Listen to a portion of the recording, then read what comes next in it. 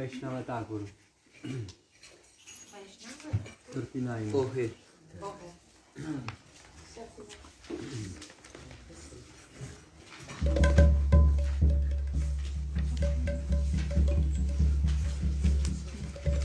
Pohe Vaishnava Thakura Loyara Sagara Vedase Koruna Sori Vaishnava Thakura Loyara Sagara Vedase Koruna Sori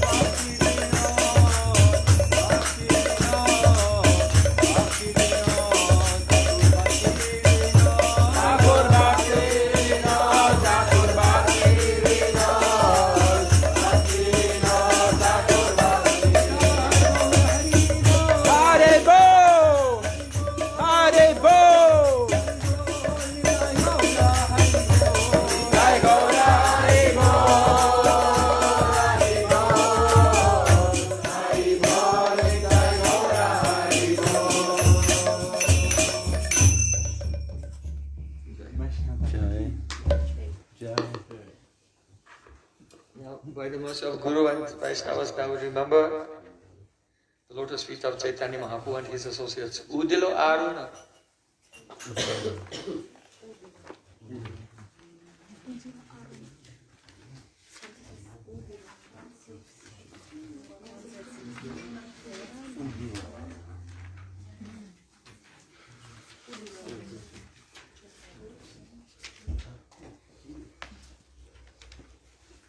Udit Pavna Paramadya Premadata Panavata Kwasi Nityananda Prabhu ki jai. Mukura Sosama Sachidananda Sri Gauranga Mahaprabhu ki jai. Jai Gaura Premanande.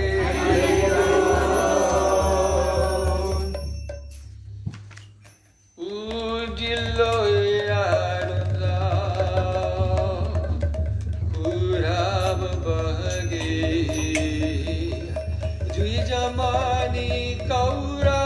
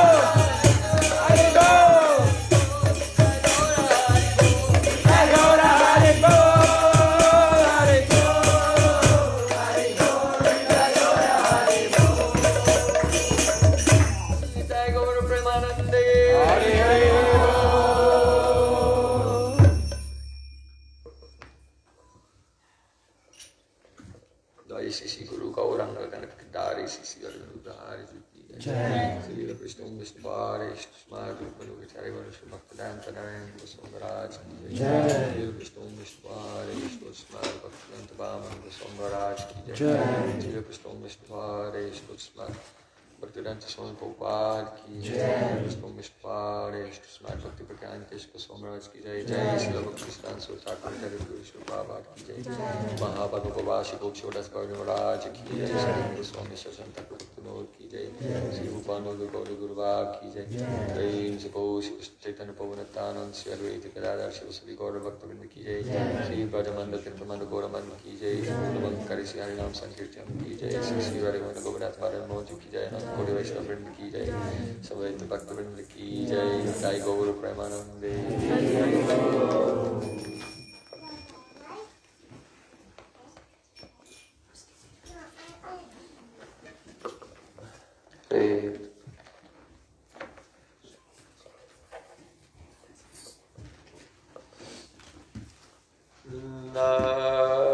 Namashistam Manamapi Ishachiputra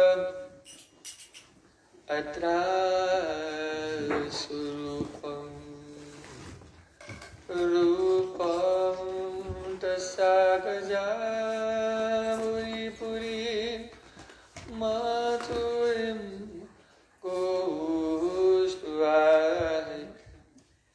Radha Kundam Girivaram Ahoradika Madhvasam Raptoyasa Pratita Kripaya Sri Guru Damnatosmi Gurave Gaurachandraya Radhikaya Tadale Krishnaya Krishna Bhaktaya Tad Bhaktaya Namo Namah Anandalilamaya Vigrahaya He Mabadivyatsavi Sundaraya Tasmai Mahaprema Rasa Pradaya Chaitanya Chandraya Namo Namaste Chaitanya Chandraya Namo Namaste Chaitanya Chandraya Namo Namaste Sham Sundar Shikandasi Smahas Murali Manara Radhika Rasakamama Kripanate Smalyachana Kinkarim Kuru Bhaktya Vihina Aparada Lakshe Jiva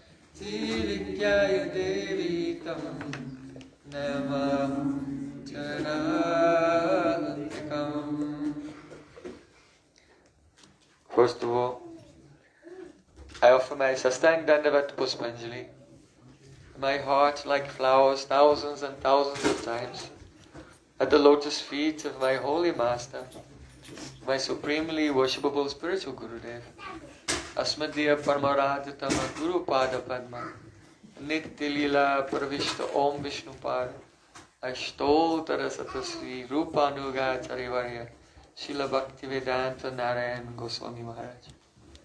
Secondly, I offer my pranam thousands of times at the lotus feet of my Param Gurudev and to Srila Prabhupada and to all of our Sri Rupanuga Gaudiya Guru Parampara. And finally, I offer my pranam to all the assembled Vaishnavas and Vaishnavis, Vanchi Kalpatarubhascha, Kripa Sindhu Bhayavaja Patitanam Pavanebhyo Vaishnavi. Srila Gurudeva ki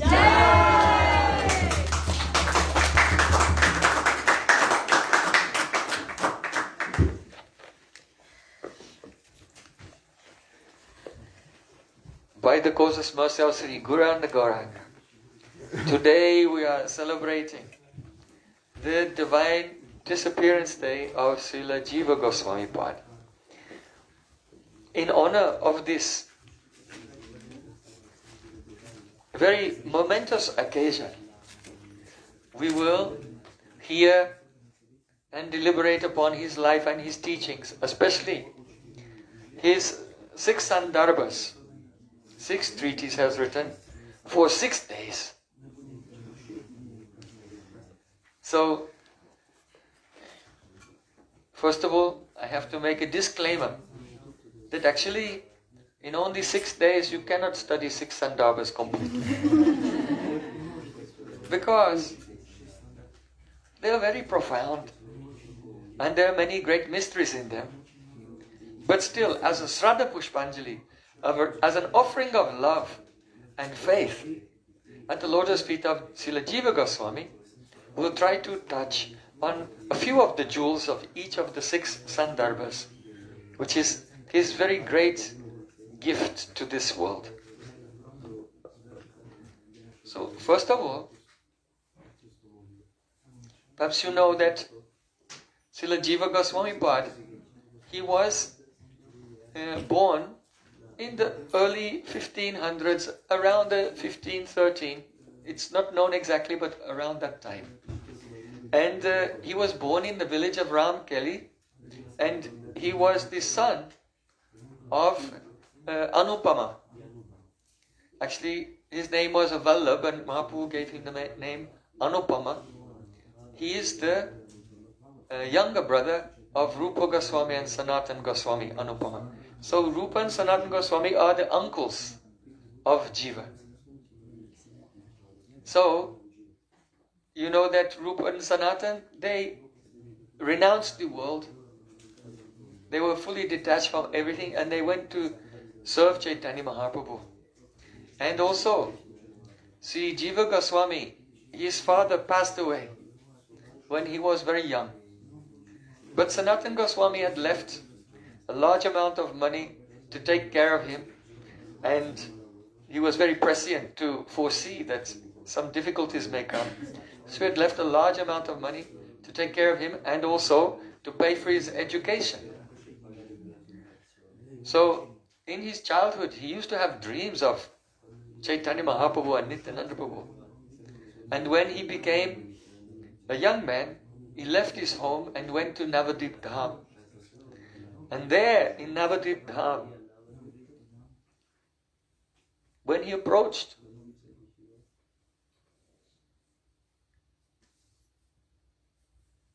seeing that beautiful divine abode of Chaitanya Mahaprabhu, he was giving pranam and weeping, rolling on the ground. Then as he actually entered into Antadvip Mayapur, he came there to Jagannath Mishra Bhavan. And there in Mayapur, he met with Nityananda Prabhu. He gave pranam. And Nityananda Prabhu placed his lotus feet on the head of young Jiva. And Jiva became unconscious in ecstasy. Nityananda Prabhu said, I came here just to meet with you. So how merciful is Akhanda Guru Tattva? Sri Nityananda Prabhu. So then Nityananda Prabhu, he took young Jiva on the parikrama of 9 islands. Antadvip, Simantadvip, Kodamdvip, Matadvip, Koladvip, Ritudvip, Janudvip, Modadvip, Rudadvip. 9 islands fully. And describe the glories of each place. In each place, hearing the Harikatha of Nityananda Prabhu, Jiva Goswami was having spurtis, visions of the various avatars and associates in each place, and especially the pastimes of Chaitanya Mahaprabhu, which are going on eternally there. So I am inviting all of you, please come at once to Navadvip Dham. March the 3rd to the 9th, we will make parikrama this year. I'm announcing.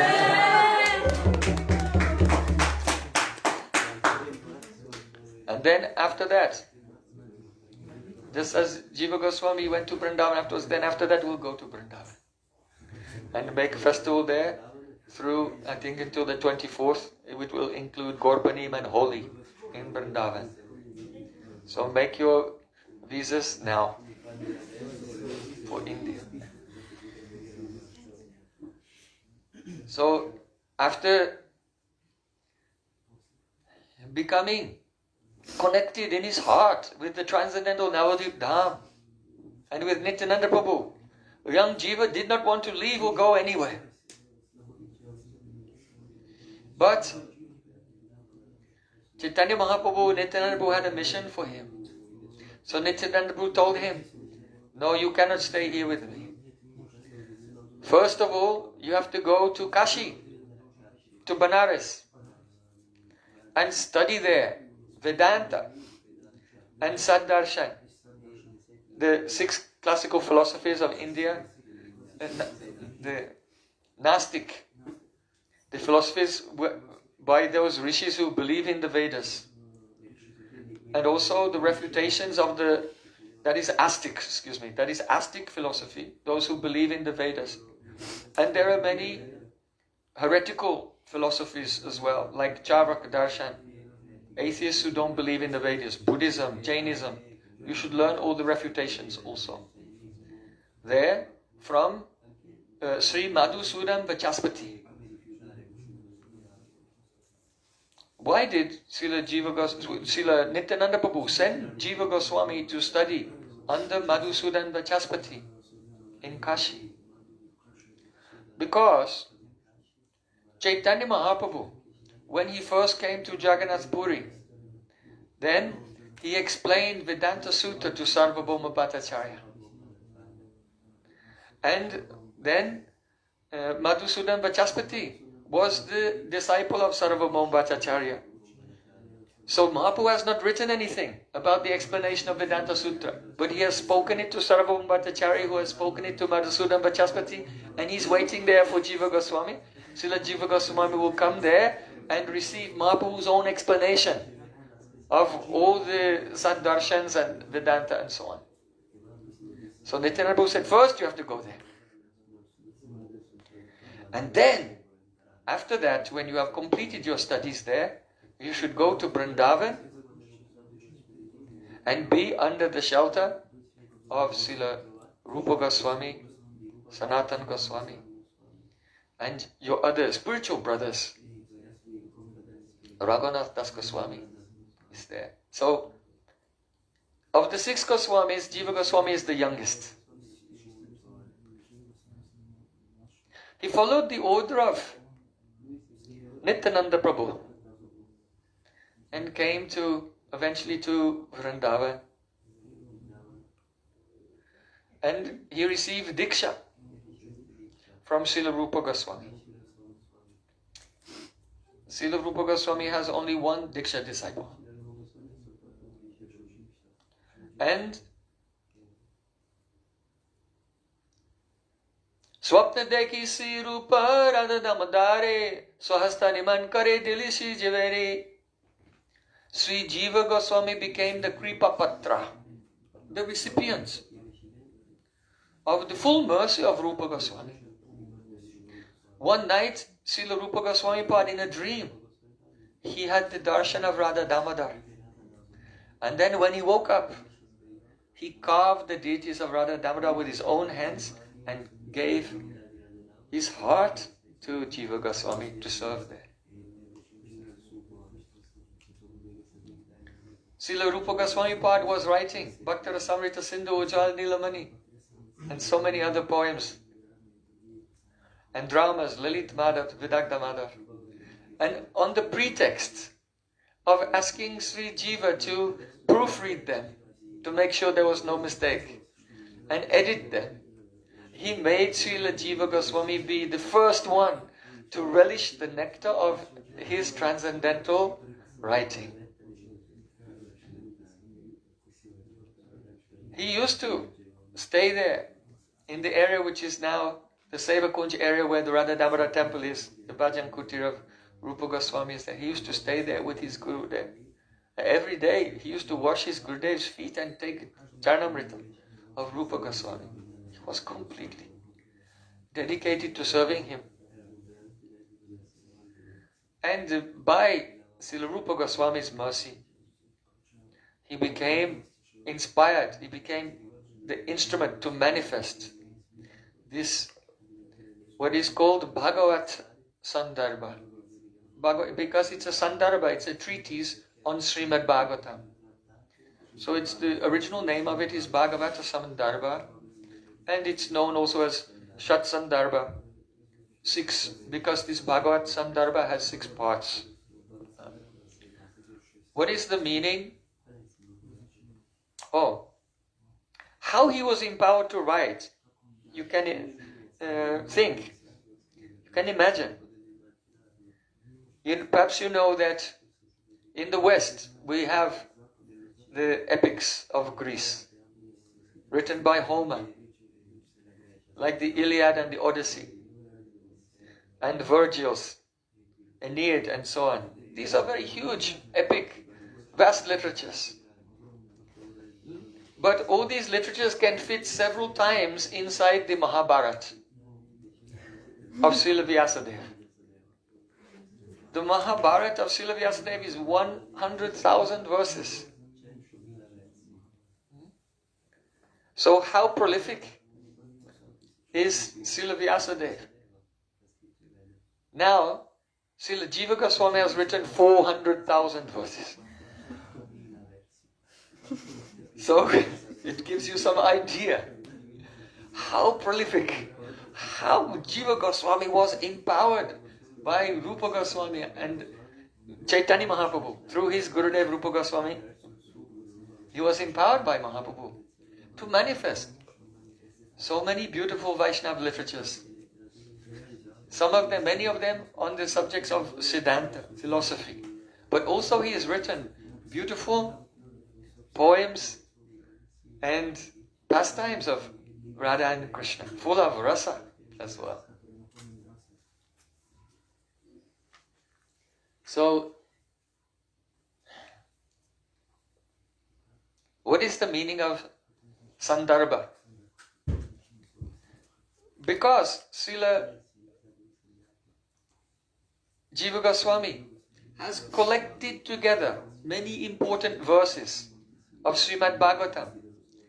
So, Sandribhyate means to collect together. He has collected the most important verses and important teachings and siddhantas together in one treatise, which is in 6 parts. So, Sandribhyate means to collect together important verses. So it is called Sandarbha. So there's another definition of Sandarbha. It is said that if there is a great book and someone wants to write a treatise explaining that book, then that treatise can be called a Sandarbha if it does 4 things. 1, it reveals the confidential, secret, hidden meanings of that book.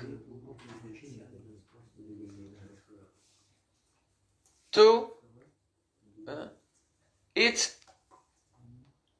glorifies the superiority of the subject matter of the book.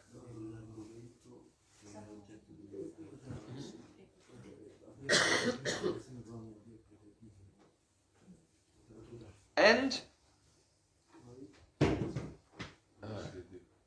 it should should also reveal within the book many of the parts. They have many different meanings. So it should also reveal various meanings also.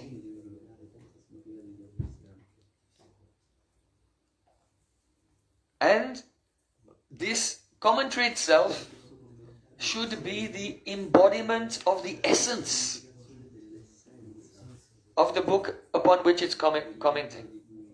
So these are the four things. To reveal the secret meaning, the confidential purpose, to be the embodiment of the essence,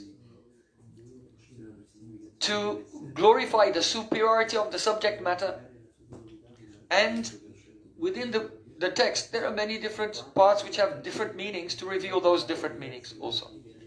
So that is called a Sandarbha.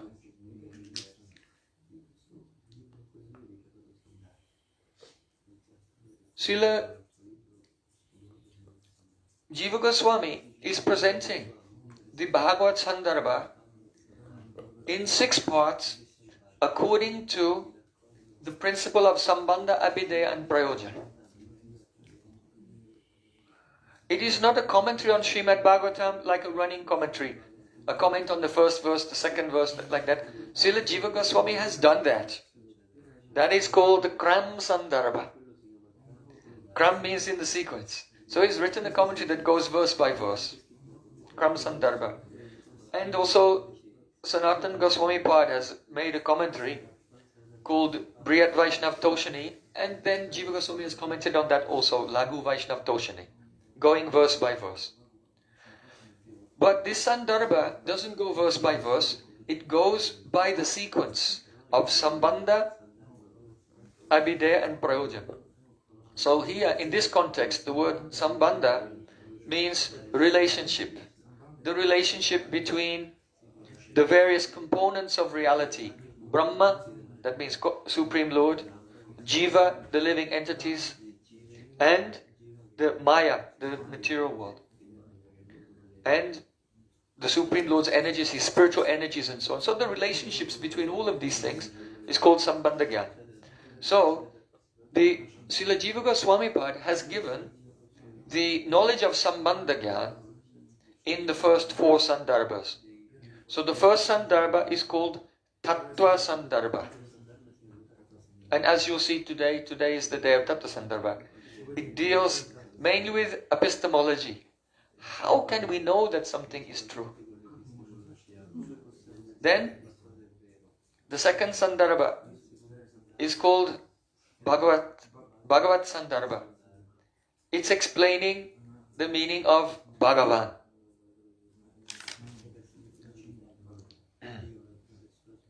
Then, the third Sandarbha is called Paramatma Sandarbha.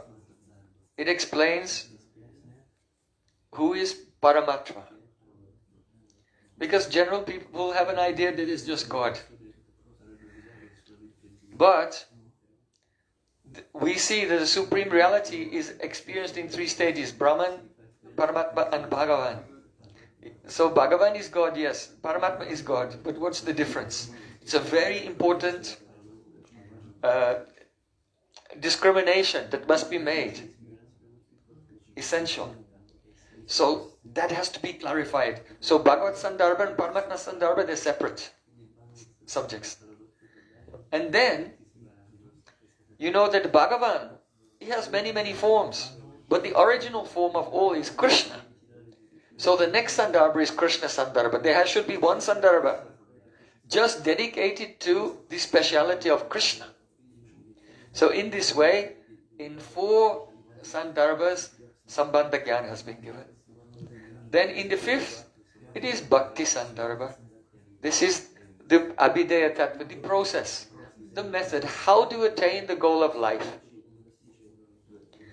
And when one's practice of bhakti becomes mature, then it becomes priti, pure love. So in the last Sandarbha, that is the Prayojan Tattva, priti Sandarbha.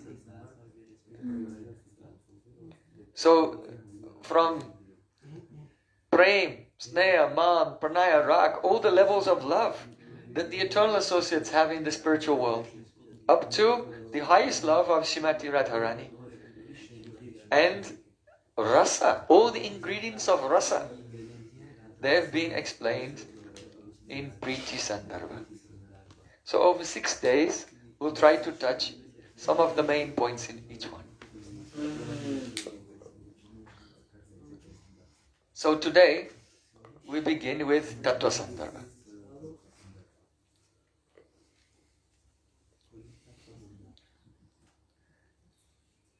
Before starting this work, Srila Jiva Goswami is presenting Mangalacharanam.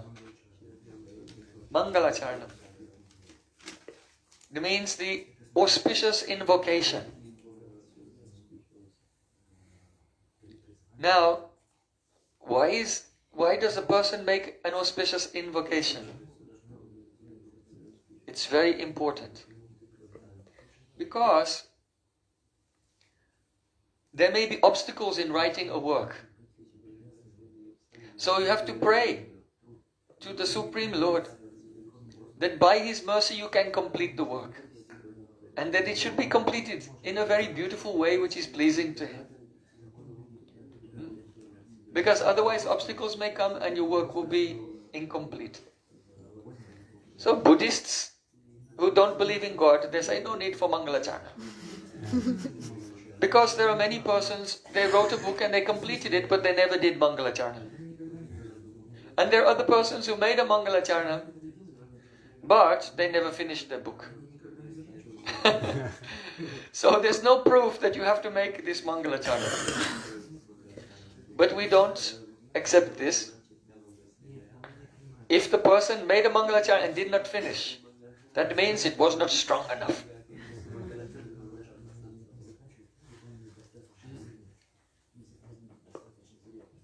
Or it may be that in his next life he will finish it. Because bhakti cannot be impeded. The Mangalacharanam is especially important. Why? Not only for the author who is writing it, but for the readers also who are about to read it. They have to read the Mangalacharanam first. And the reason is this. There is such a thing as philosophy. I don't mean philosophy in the ancient meaning of philosophy means actually to go, the same thing as in India, means to go in a trance and have a direct experience of the truth. That's the actual root. But the way people understand philosophy today is only like a series of arguments, a dialectic on the mental platform. So if you only have some arguments and structures of thoughts on the mental or intellectual platform, and you write them down, and then your reader also gets a pile of ideas. But neither the person who is writing or the person who is reading or the person who is hearing is having a direct experience of reality. Then what's the use? The purpose of darshan, the Sanskrit word which is generally translated as philosophy, is darshan. Darshan means to see. So it is not a collection of ideas. It is actually vision, spiritual vision of eternal reality. So, when we approach the spiritual subject matter, the writer of the spiritual subject matter, and also the reader and the hearers, in order to go beyond the limitations of mundane thought structures and become completely attuned with the transcendental reality, that it may be disclosed internally into them in an experience. Therefore, we have to go through the process of attuning our consciousness with the Supreme Reality and pray for the mercy that that disclosure will come. So this is the reason why Mangalacharanam is necessary. There are 3 types. Namaskritatmaka Mangalacharanam means in which one gives pranam and bows down to his beloved Lord. Vastu Nirdesh Mangalacharanam means the invocation which describes what is the subject. Vastu Nirdesh means it points out the Vastu, the substance of the book. And the third type is called Ashivad Atmaka Mangala Charnam, an invocation that gives a blessing to all the readers. So in the first verse of Tattva Sandarbhaa, Srila Jiva Goswami poet, out of great honor for the transcendental Shastra Srimad Bhagavatam, he's just taken a verse from there. Krishna Varnam Tvisha Krishnam Sangopangasta Parshadam Yagyai Sankirtana Praye Yajantihi Sumerasaha. This verse was spoken by Karabhajan Rishi, one of the Navayogendras, the 9 masters of mystic yoga. The great king, Nimi Maharaj, was asking questions to the 9 Yogendras. And he asked this question to Karabhajan Rishi. There are different ages in which what is the dharma, the religious principle for that each age, and what is the incarnation of the Lord who comes here and establishes that principle. So when he came to Kali Yuga, then this age we are in now, that began more than 5,000 years ago. Then Sri Karabhajan Rishi said this verse. He said that in Kali Yuga, those who are Sumedasa, they have pure intelligence. Then they will worship Krishna Varnam Tusha Krishnam, the incarnation of the Lord who is Krishna Varna. The word Varna has many meanings. Varna can mean syllables. Tusha Krishnam. Tvisha means the effulgence. Tvisha Akrishnam. That incarnation whose effulgence is not Krishna black. In other words, he is not dark, Sham. He is golden. And he is Krishna Varna. So this means that the word Varna can mean color. So his color is Krishna, blackish. But Tvisha Krishna, but his effulgence is not blackish. That means it's Krishna himself with the golden, covered with the golden effulgence of Radhika Chaitanya Mahaprabhu. So Krishna Varna, he is the color of Krishna, but his effulgence is not blackish, it's golden. So the word Varna can also mean the caste or the category, right? Like in Varnashram Dharma. So this incarnation is Krishna Varna in the category of Krishna. So, who is in the category of Krishna? Only Krishna. No one. Only Krishna. Even Nishingadev, Lord Ramachandra, no one.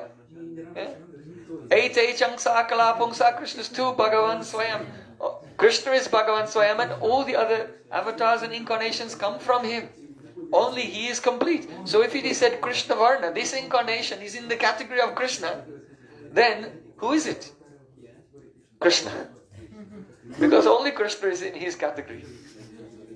He's Ekam Advitayam, one without a second. So the word Varna can mean syllables.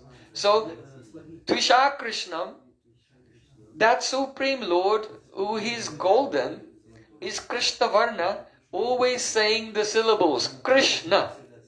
So Krishna Varna means he's always singing Krishna, Krishna, Krishna, Hare Krishna, Hare Krishna, Krishna, Krishna, Hare Hare, Hare Rama, Rama Rama, Hare Hare. The word Varna also means describe. So he's always describing Krishna Varna, that means he's always speaking Harikatha, describing the philosophy and the pastimes of Krishna.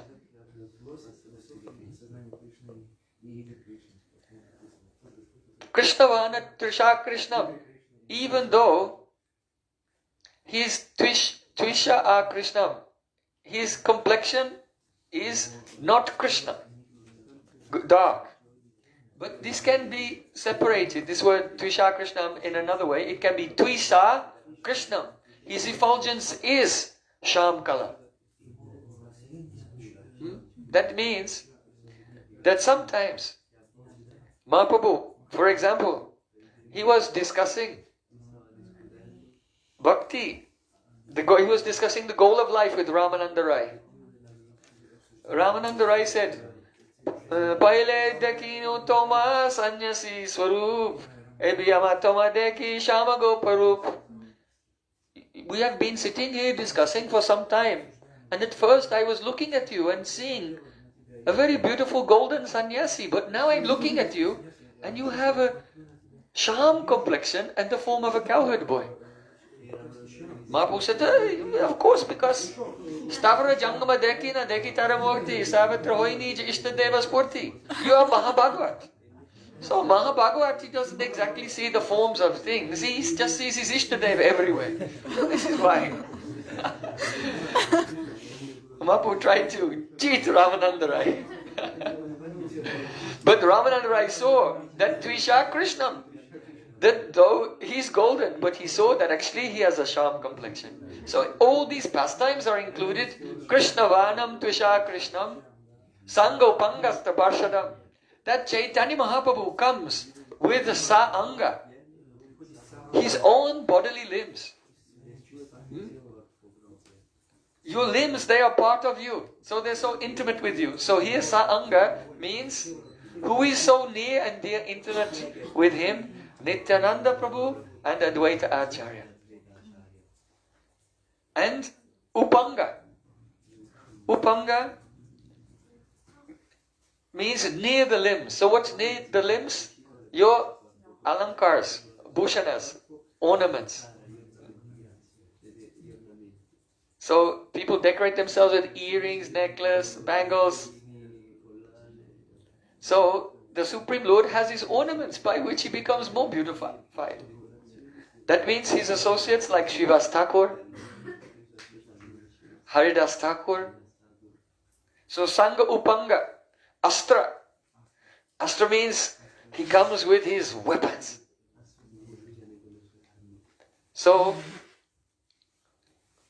his main weapon, what is that? Hari Purata Sundara Jyoti Katan Basandi Pitaha. His golden complexion, his beauty. Chaitanya Mahaprabhu was so beautiful.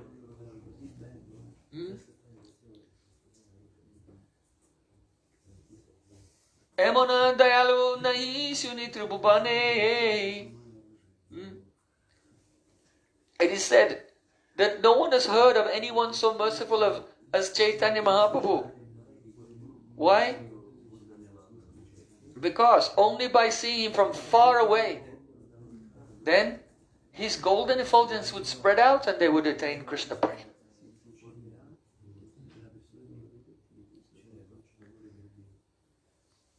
So, his weapon is his beautiful golden complexion.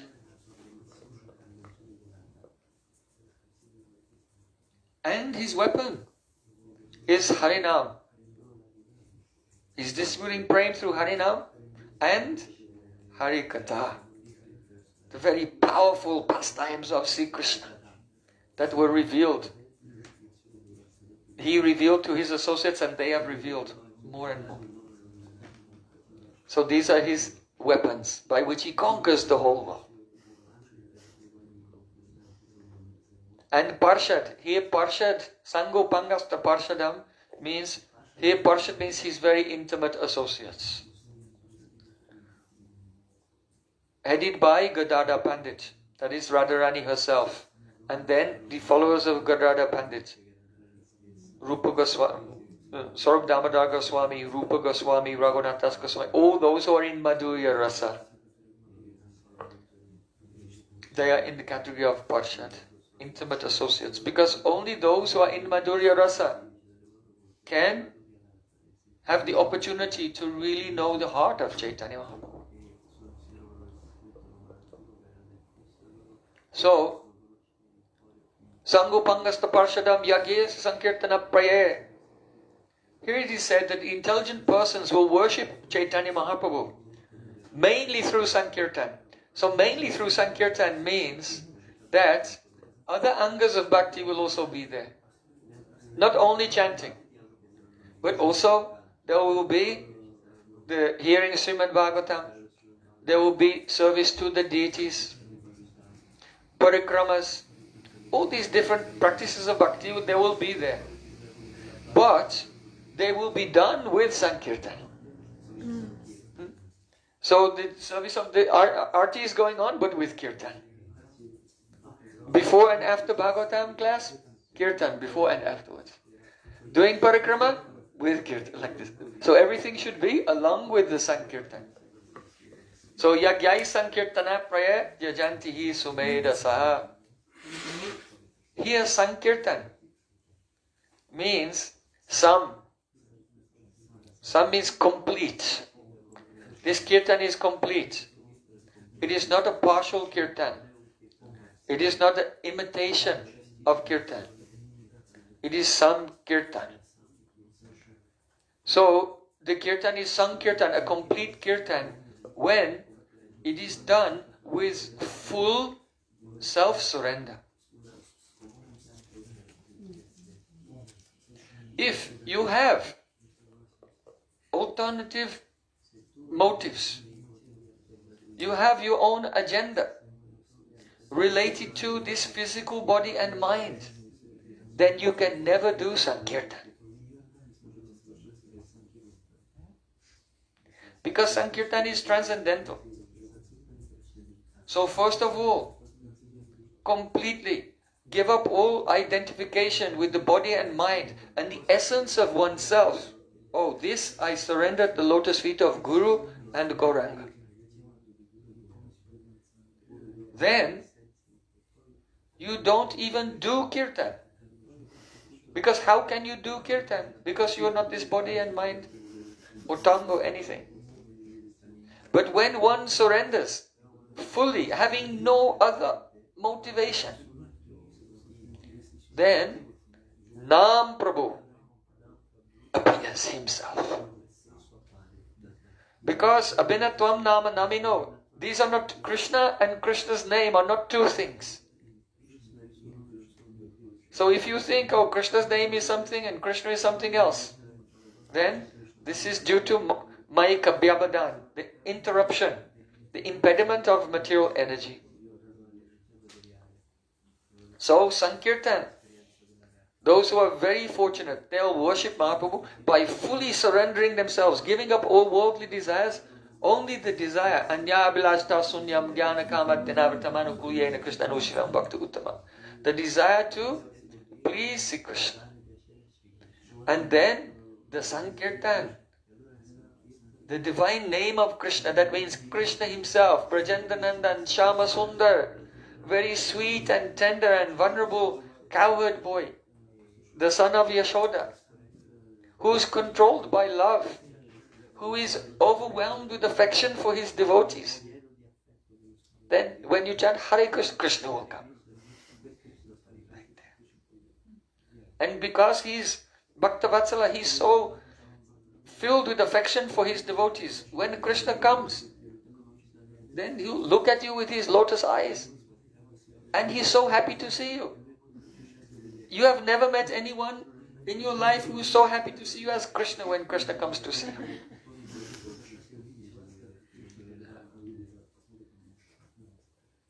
So, this is the invocation of a Tattva Sandarbhaa.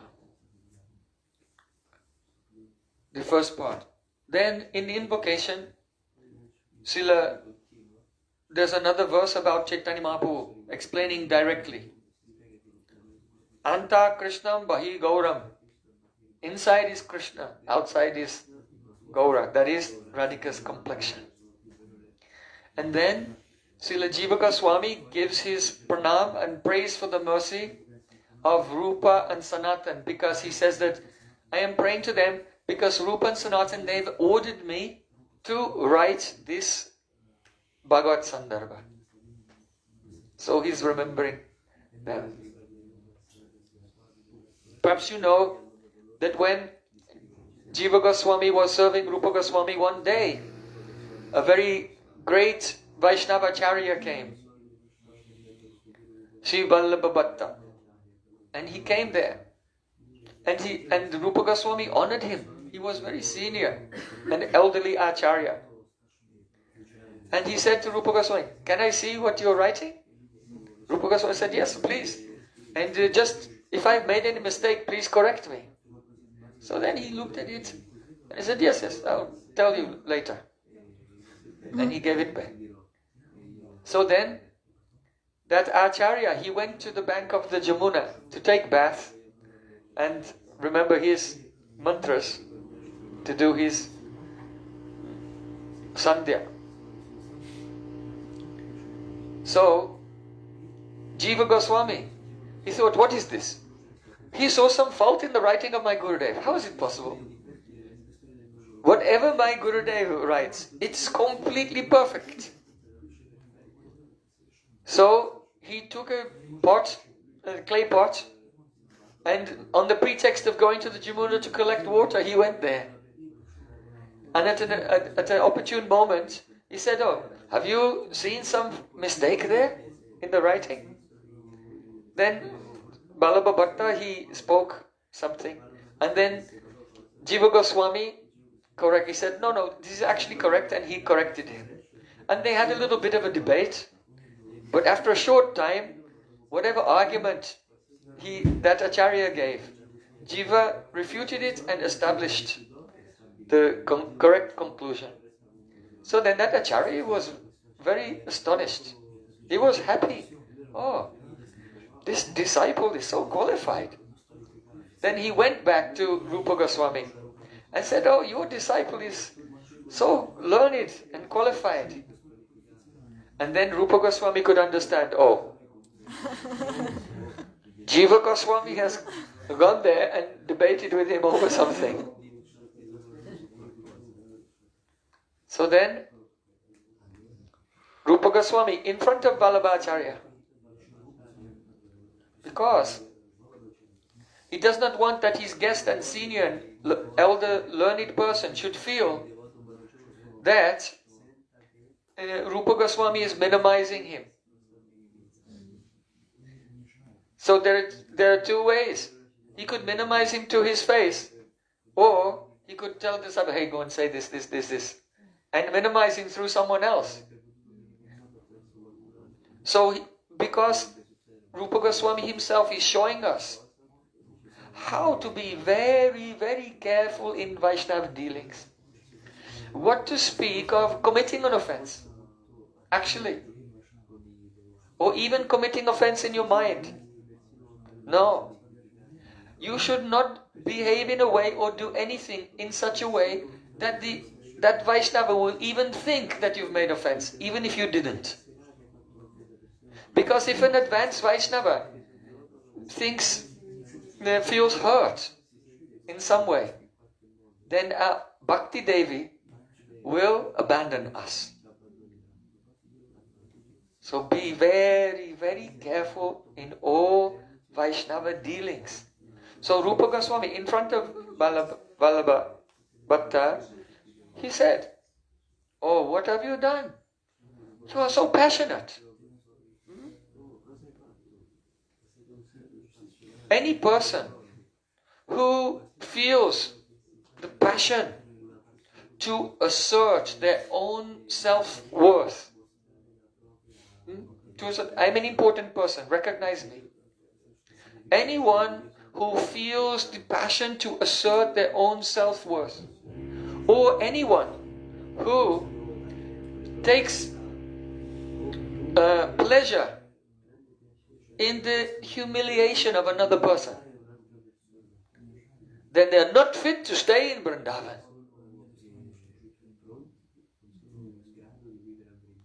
With ego, ahankar, with pride, there is no question of being in Vrindavan. Anyway, the Dham is covered by Maya for that person.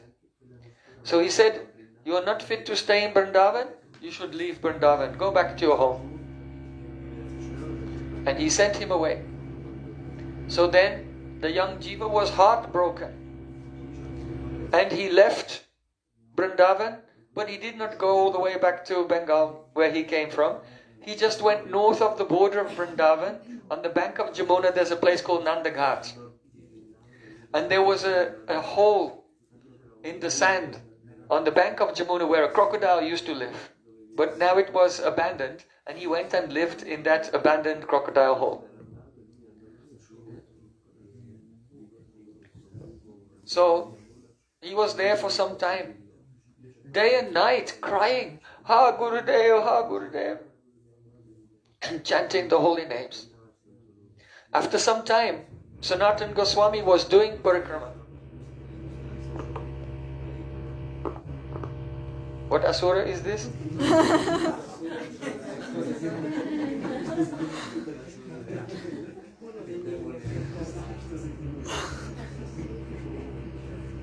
What is it? Construction? Construction. So, after some time, Sanatana Goswami was doing Brajmandal Parikrama, and he came to a village nearby that place. And he had a relationship with all the villagers. He used to speak to them. Prajalpa, even. Oh, how is your daughter? Did you get her married yet? How is your cow? Did your cow give birth to a calf? Why? Because he was making a relationship with them. If anyone has a sambandha with a pure Vaishnava, then this is their beginning of their Mangaludai, the awakening of good fortune in their life. So out of kindness, he was going here and there and speaking with the Brijbasis. And then making a relationship, they developed faith and love, have love for him, and then they would hear Harikatha and Kirtan.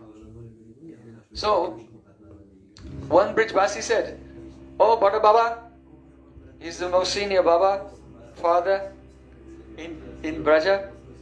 There's one young Baba staying here. I thought that you were very detached and so renounced.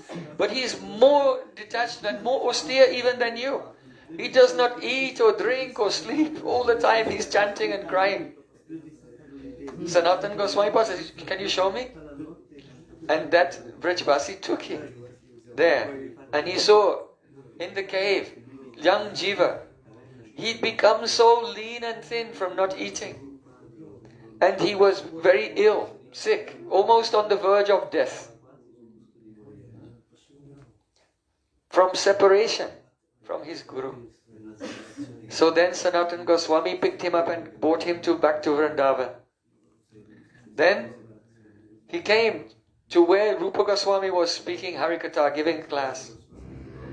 And then Sanatana Goswami said, Oh Rupa, you are giving a very learned discourse, but I think you have forgotten the basic teachings of our Lord Chaitanya Mahaprabhu. Rupa Goswami said, what? What is that? Sanatana Goswami said, oh, what is the teaching of Mahaprabhu? So then, Rupa Goswami said, first, Namaruchi. One should have taste in the holy name. Then, Jiva Doya. You should have Doya for the Jivas, mercy for all living entities. Sanatana Goswami said, yes, this you have forgotten. Jiva Doya. To give Doya, mercy to Jiva. Then Sanatana Goswami said, come with me. And he took Rupa Goswami to where Jiva Goswami was lying very, very ill and about to leave his body. Then tears came in the eyes of Rupa Goswami. And he accepted him back, and with his own hands he was giving him medicine and feeding him and taking care of him and nursing him back to health.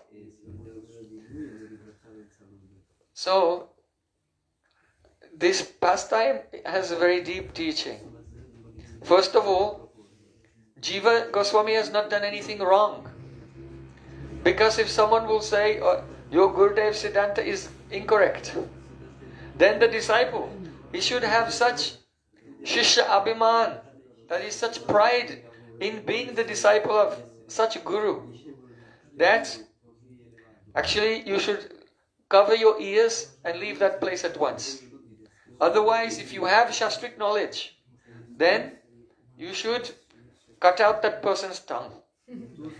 That means, scripture says cut out the tongue, but it means you should explain the Siddhanta in such a way that the person cannot give a reply. And if you cannot do one or the other, you have to kill yourself. This is the Shishya Abhiman. The identity of the disciple. So if you cannot defend, you should just leave at once. And if you can defend, you should do.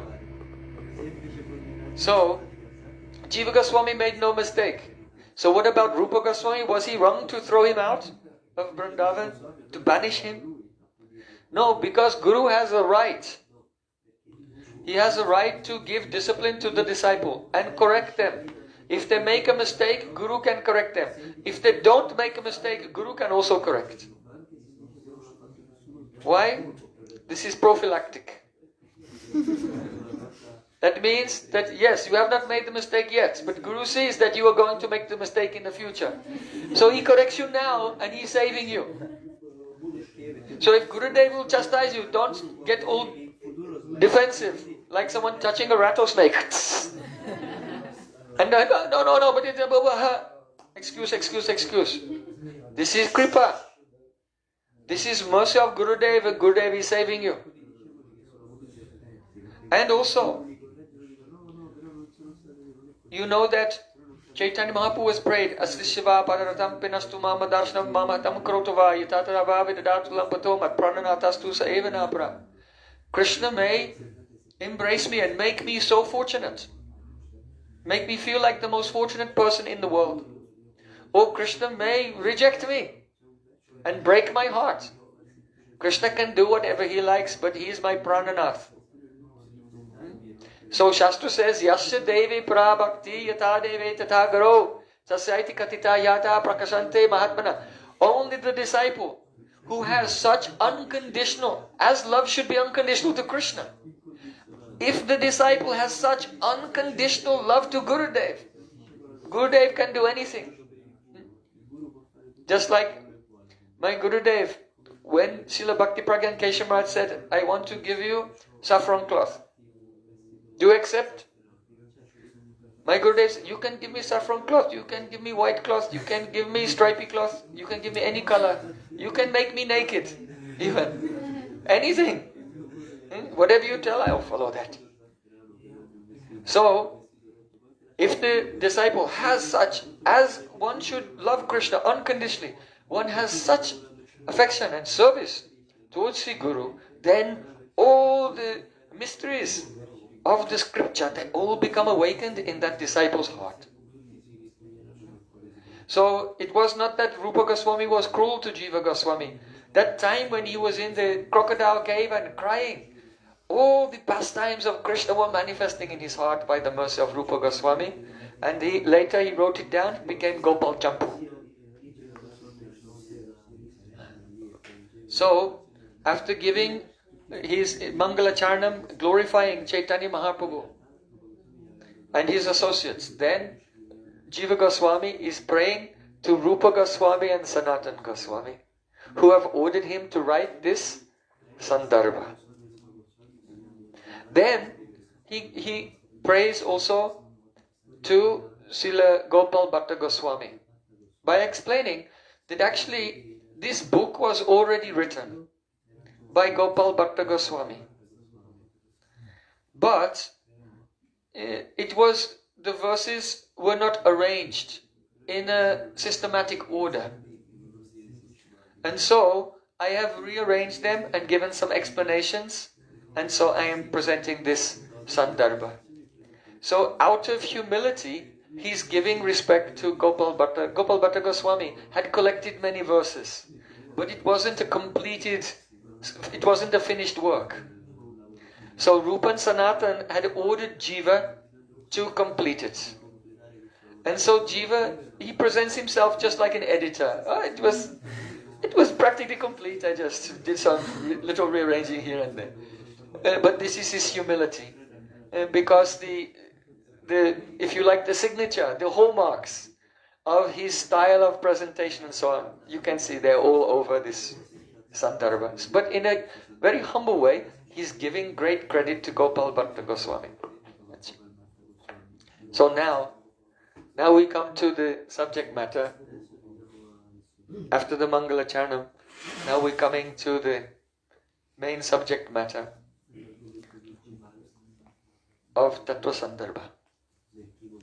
So it's based on the verse Vadanti tat tattva vedas tattvam yad jnanamadvayam brahmeti paramatmeti bhagavan iti shabdyate. Sutta Goswami is saying Vadanti. He does not say, I know the truth. He said Vadanti tattva vida. The Tattva Vida, those who know the truth, Vadanti, they say. So those who know the truth, they say that reality, that truth is Advaya Gyan Tattva. Tattva means reality. Tattva means essence also. Tat means that.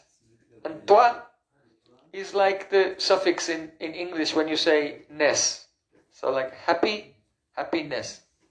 Like this, you see. So tat, tva, thatness.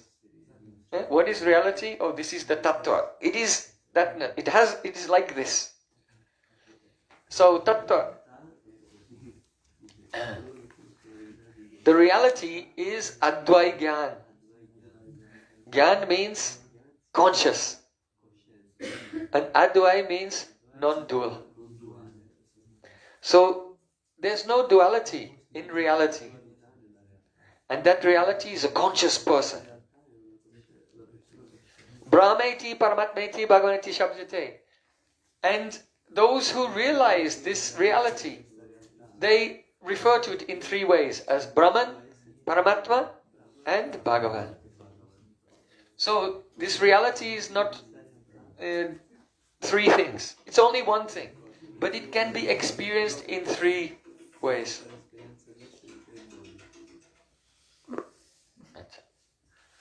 So,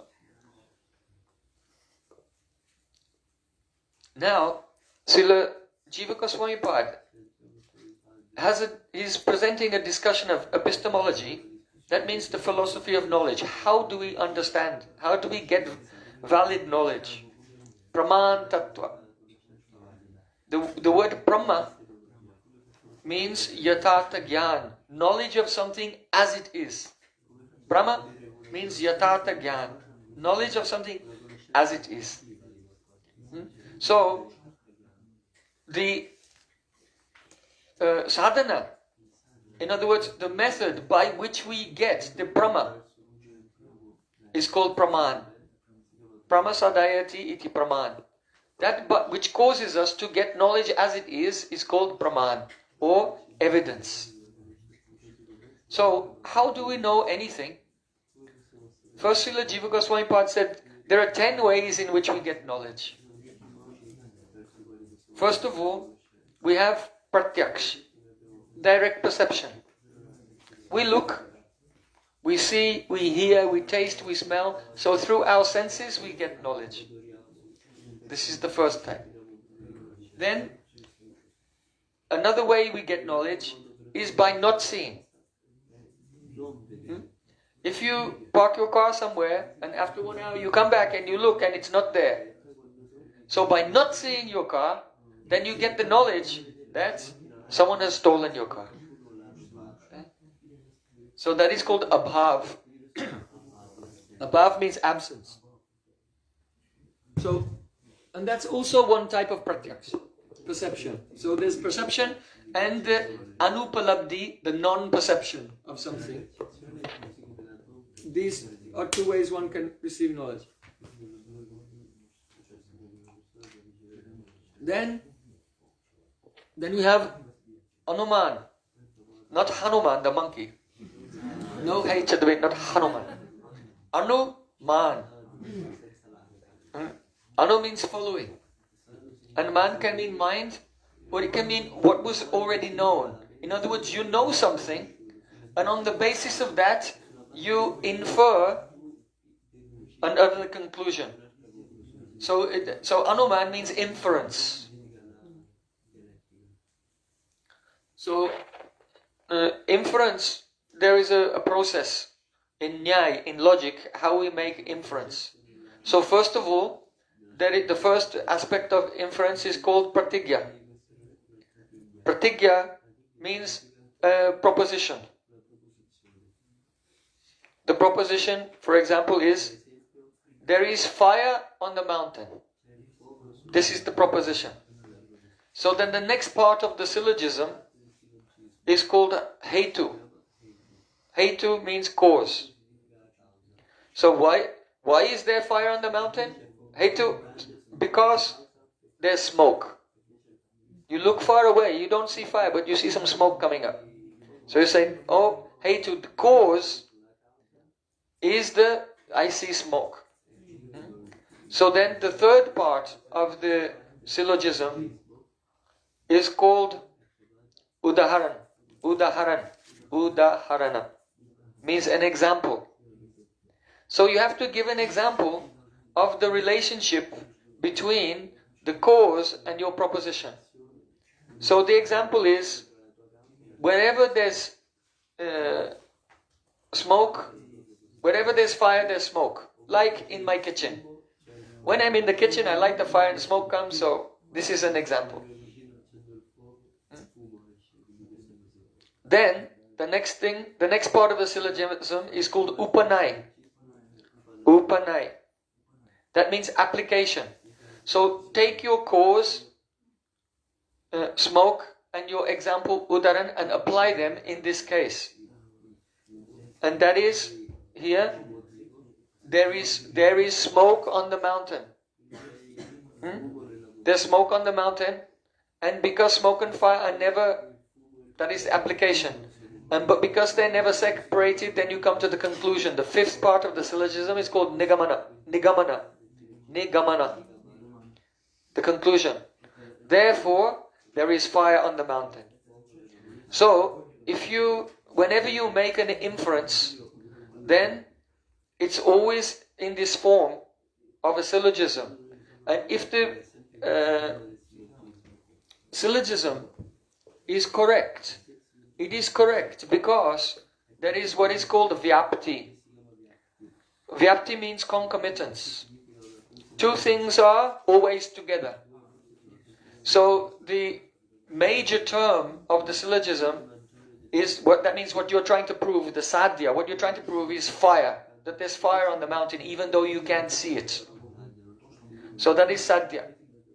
And the middle term of the syllogism is the hetu, smoke.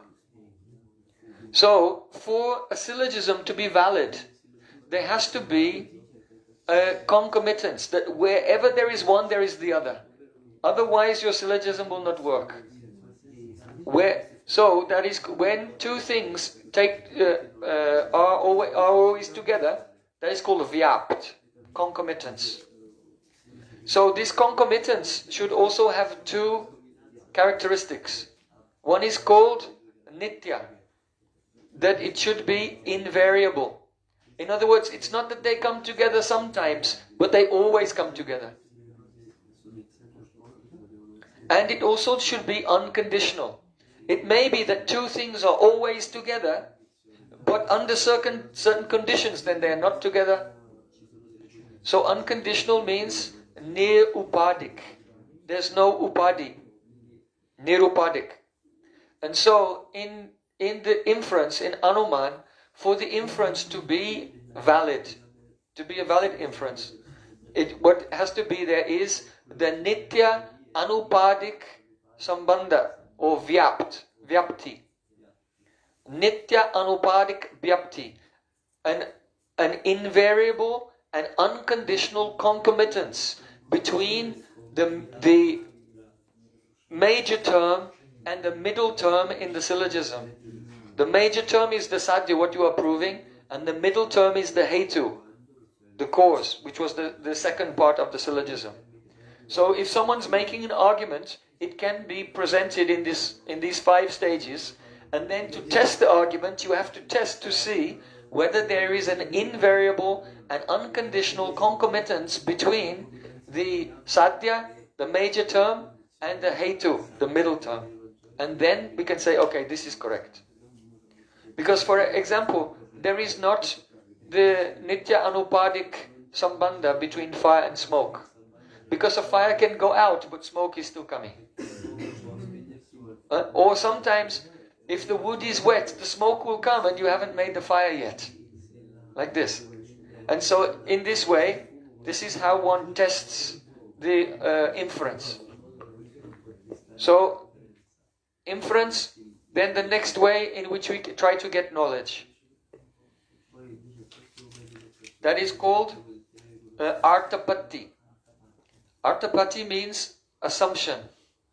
We assume something. The classic example is, in all these examples of logic, there's a subject, a person named Devadatta.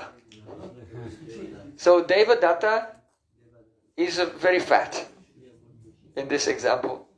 And someone tells you, Devadatta never eats in the daytime. Right? So then arthapatti is assumption. So then you assume he must be eating like anything at night. Otherwise, how could he be so fat? So the knowledge, you can see even with your own eyes by pratyaksh. That, the whole day he never eats. But he's so fat. So then by arthapatti, then we can assume that he must be eating at night.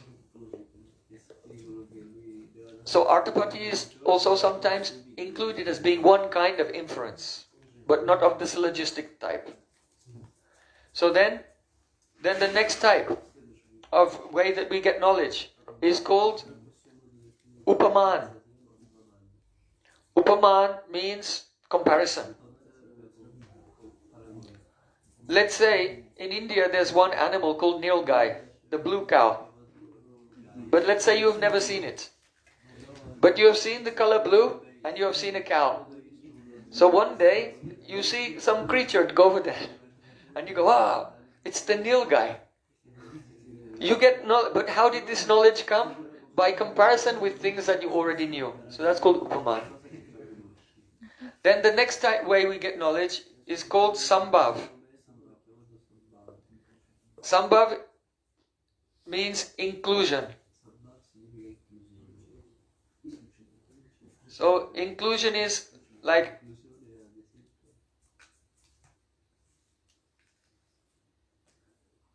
we can say this person has $100. So from this we understand that he has $1, $2, $3, $5, up to $99. So if you know he has $100, then you know he has all the smaller amounts, because it must be included in that. For example, someone may say, all men are mortal, right? And your mother is mortal. So, your mother is a man. Right? Why not? All men are mortal, your mother is mortal, so your mother is a man. No? Why not? Also, woman is mortal. Because your mother is not included in all men, right? So by sambhav, by inclusion, or not inclusion, we can also understand something, okay? So then another way in which we get knowledge is called chesta. Chesta, the general meaning of chesta is endeavor, but here it means gestures. For example, if some Brahmins are doing a fire sacrifice, then one of them is doing some mudras, and by these mudras, another Brahmin can see which stage of the sacrifice is going on and what his duty is at that time.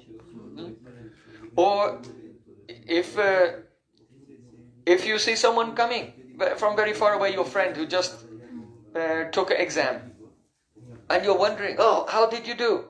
How did you do in your exam? And from far away he goes, like this. So by a gesture, by our hands, we can, by gestures, we can also receive knowledge.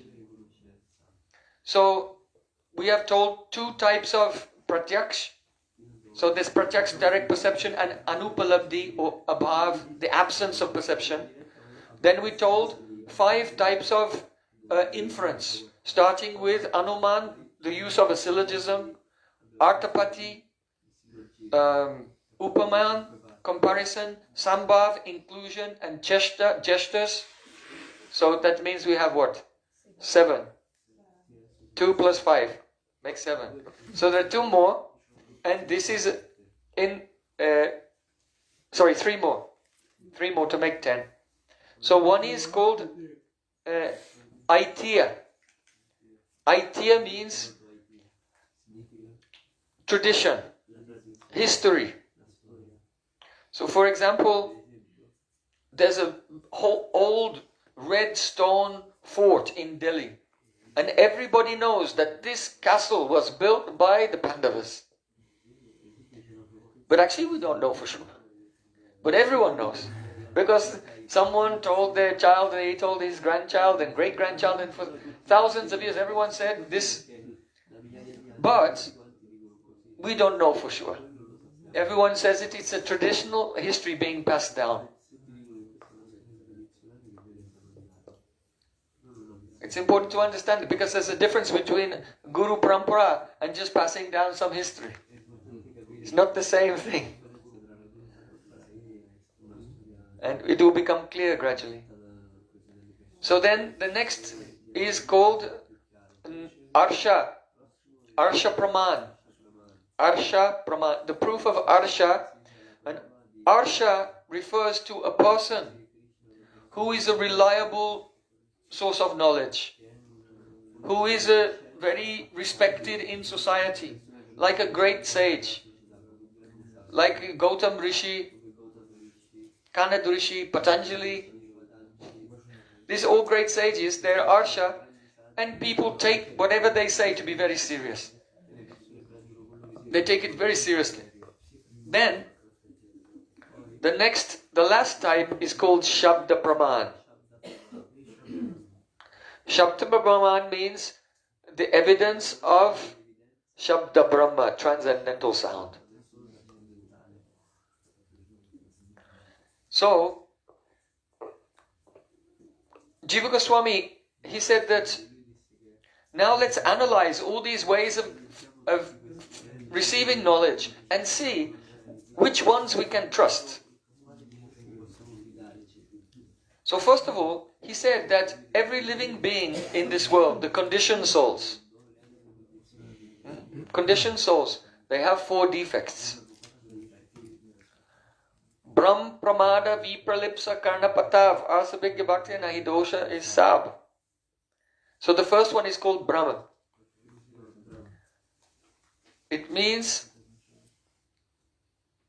to be in illusion, or this illusion is in the form of vikalpa. That the intellect is creating some idea which has no correlation in the concrete reality.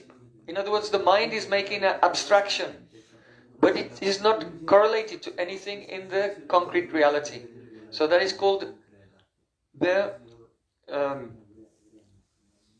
vikalpa, means abstraction or imagination or non-correlated thought construct, we can say, vikalpa. It's a thought construct which has no correlation in reality, vikalpa. So, vikalpa is not necessarily harmful.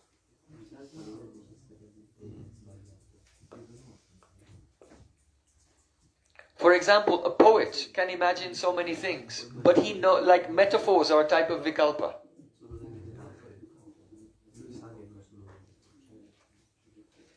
If the poet said, oh, his face was white as snow. So it wasn't really fully white as snow because his eyebrows were not white. And the center of his eye was not white. But anyway, he's giving in poetry it's a vikalpa, it's a creation.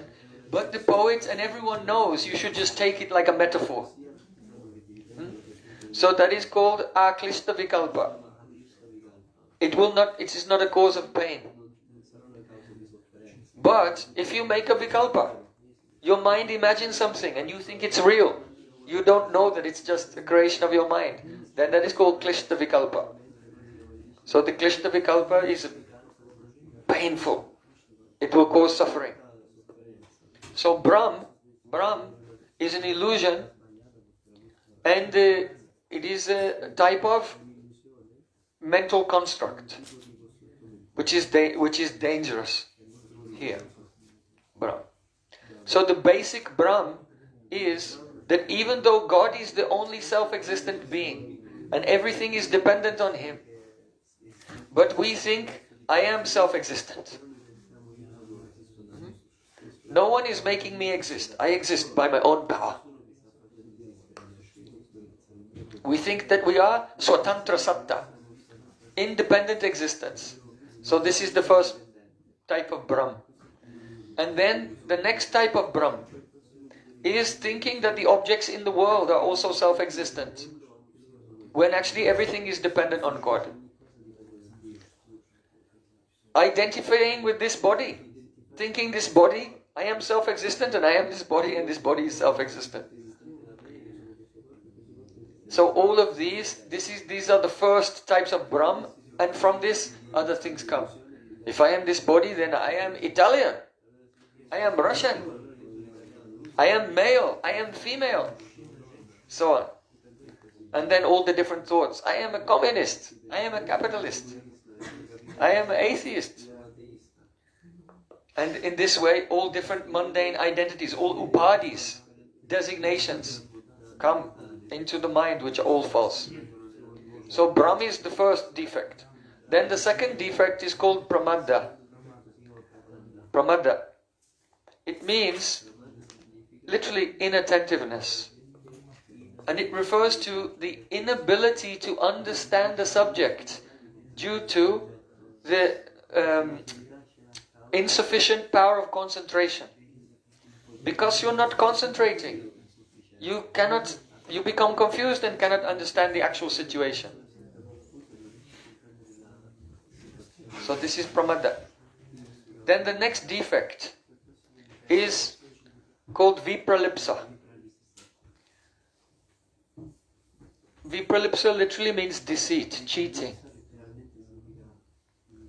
But mainly, even though everyone in this world, every conditioned soul in this world is a cheater, they think I'm very honest. I'm not cheating. But they are cheating themselves and they are cheating others. Why? Because if there's Brahm and you think that you are self-existent, and there's pramada, you cannot concentrate to clearly distinguish that you are not this body and that you are dependent on God at every moment, then your whole life is a lie. Everything you're doing is a lie. And because this body is temporary and the resources of the world are all limited, everyone is competing with each other. And therefore they're not honest with each other, because whatever they say or do is tainted with self-interest. So then they cheat others. So cheating comes from the first two. Naturally this cheating comes about. And it can be very subtle. For example, there may be some information that you know. And this information could help someone else. But you don't tell them. Because if you keep that information to yourself, then you have some advantage over them. Right? This is also cheating. We see that Dronacharya, he had a student, Drishtadyumna, and it was foretold that Drishtadyumna would kill Dronacharya in the future. So Dronacharya was a martial arts teacher, and Drishtadyumna came to his school and enrolled as his martial arts student. And then Dronacharya could have thought, wait a minute, he's going to kill me. I'm not going to teach him about weapons and fighting and archery and all of these things. Well, maybe I'll teach him something but not all the best things. So if he fights with me, then he cannot win. No. But because Dronacharya is a Brahmin, even though he knew that this person in the future would kill him, but he taught him everything. Would you do it? If you wouldn't do it, then this shows vipralipsa. This is one of the defects of the conditioned souls. And then the last defect is called karna patava.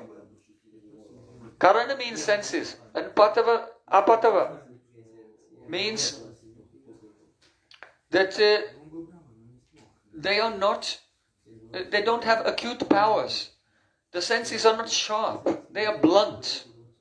We don't see things, very small things we cannot see, very big things we cannot see.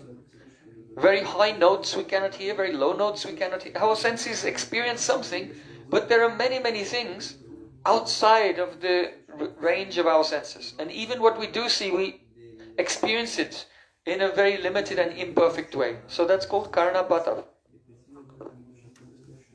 Now, Srila Jiva Goswami said, because of these 4 defects, so pratyaksh is not a reliable source of knowledge. Direct perception is not a reliable source of knowledge. So then, abhav, the absence of perception also, like someone can say, there's no God. Why? I cannot see God. By not seeing God, I have concluded, I can infer that God does not exist. But because of imperfect senses, then this is not a good conclusion. So pratyaksh is not valid. Abhav is not valid. Then we come to anuman, using syllogism. The syllogism is put together, it's based on certain premises and causes, but all of these themselves are based on sense perception also. How do you know there's a mountain or a fire or smoke? You have to see it. So because the senses are imperfect, then even if your logic could be perfect, but your logic is not perfect because it's completely dependent on the imperfect senses. So then the 5 categories, 5 ways of getting knowledge through, included in the category of inference. So Anuman, Artapati, Sambhav, Upaman and Chesta, they're also not perfect ways of understanding. Now we come to the 3 categories of Shabda. One is history, one is hearing from a learned, respected person, a Muni, and the last one is Shabda Praman, Shabda Brahma, the Vedas. So, there are 2 types of Shabda. One type of Shabda is called Apaurushaya. Apaurushaya. Purush means of human. Purushaya means having a human source. So if you go to the library, there are thousands of books that are all written by some defective human. But there's a type of sound called Apaurushaya. It is not coming from a defective human source. So the Vedas are called Apaurushaya Shabda, the sound which has no human origin. Now when we examine the 3 categories of Shabda here, there is Aitya, history. So history is just one person passed down to another, and because of cheating, even no one knows what happened last week. If someone were to write a history of what happened last week, people would write different versions of it because there are so many cheats. And everyone is explaining according to what will give an advantage to themselves. So history, we cannot trust it unless the history is coming from a person who is free from 4 defects. Not from a conditioned soul. Why? And the reason is because there are 2 types of pratyaksha also. Vaidusha pratyaksh and avaidusha pratyaksh. The Vaidusha pratyaksh means the direct perception of a person who is free from 4 defects, a liberated soul. For example, Lord Brahma, he went into trance and he saw something Venam Kwanantam Maravindadalayataksam Bhavatam Samasitam Buddha Sundaram Kandarpakoti Kamaniya Vishesha Shobham Govindam Adipurusham Tamam Bhajami. So he was liberated, pure devotee. By the power of bhakti, all his senses became enlivened and he saw reality. That the supreme reality was Krishna playing on a flute, wearing a peacock feather with a complexion like a fresh rain cloud and so charming, more charming than millions of cupids, kamadevs, gods of love. So, this is the Vaidusha Pratyaksh, the experience of a person who is liberated. So that can be accepted. If they will tell something, then this is really becomes like in the it is as authentic as the Vedas. Actually, it goes also Shabda Praman, because what they have seen is reality, and then that is coming from their lips in the form of Shabda Brahma. So general history is not acceptable. General tradition passed down by conditioned souls. Then you have the Arsha, the great Munis. Many of the Munis disagreed with each other. One great sage has given the Nyaya Darshan, logic. Another one, like Kanad Rishi, gave Vaisheshik Darshan. Patanjali gave Yoga Darshan. Kapil Muni gave Sankhya Darshan. And they all disagree with each other on different things. So we cannot accept just because someone is very respected sage and learned in society that their words are praman for the absolute truth. So only if the Muni is someone like Narada Muni, Shuka Muni, then they are liberated and beyond all defects. We can accept those sayings. How will you decide who has become free from defects? So they will not speak separate from the last and final one is Shabda. Shabda Praman. So Shabda Praman is transcendental sound. Now the difference between material sound and transcendental sound is that in material sound, the signifier and the signified are two different things. If you say the word cow, then the word cow and the animal cow, they are two different things. But in Shabda Brahma, then the word Krishna and Krishna, it is indivisible. And therefore, if a person will speak Shabda Brahma and the person has the power to hear Shabda Brahma, then this knowledge can be accepted as perfect knowledge. Because it's indistinguishable from direct experience of eternal reality. So, now Srila Jiva Goswami, he will explain that, okay, out of all the ways of knowing, the only one that can give us perfect knowledge is Shabda, the Vedas. Now the question is, how can we understand what is this message of the Vedas? At first the Veda was one, Yajurveda. And then at the end of the Dwapara Yuga, Vyasadeva divided it into four and became Rig Veda, Samaveda, Atharva Veda and Yajurveda. And he entrusted this to four of his disciples. And then they also divided the Vedas into parts. Now each Veda has four sections. The Samhita portion, Samhita, then the Brahman portion, then the Aranyaka portion, and then the Upanishads. And these are especially relevant to persons in different stages of their life. The Brahmacharis, they study the Samhitas. The householders study the Brahman portion after studying the Samhitas.